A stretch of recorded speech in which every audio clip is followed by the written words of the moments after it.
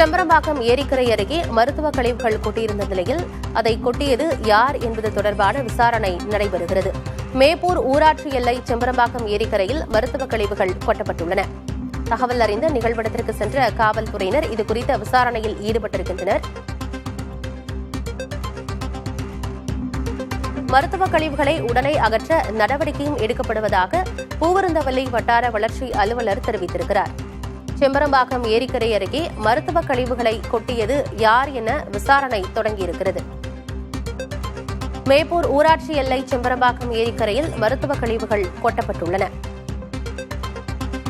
ஏரியிலிருந்து குடிநீர் சுத்திகரிப்பு நிலையத்திற்கு செல்லும் ராட்சத குழாய் அருகே மருத்துவ கழிவுகள் கொட்டப்பட்டிருக்கின்றன. உடனடியாக அந்த மருத்துவ கழிவுகளை அகற்ற நடவடிக்கை எடுக்கப்படுவதாக பூவிருந்தவல்லி வட்டார வளர்ச்சி அலுவலர் தெரிவித்திருக்கிறார். விவரங்களோடு செய்தியாளர் நவீன் இணைந்திருக்கிறார். கூடுதல் விவரம் என்ன நவீன்?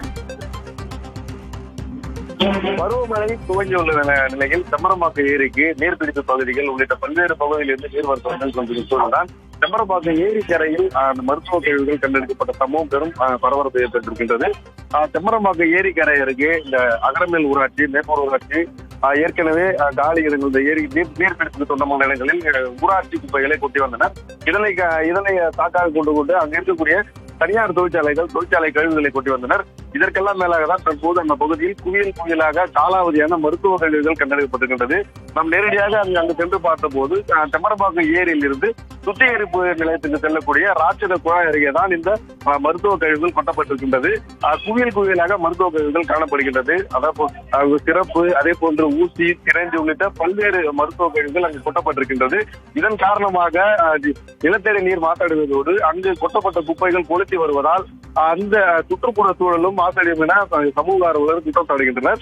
இந்த விவகாரம் தொடர்பாக பூந்தமல்லி வட்டார வளர்ச்சி அலுவலர்களை தொடர்பு கொண்டு கேட்டபோதுதான் உடனடியாக மருத்துவ கழிவுகளை அகற்றி அங்கு கொட்டியது யார் என கண்காணிக்கப்படும் என அவர் தெரிவித்தார்.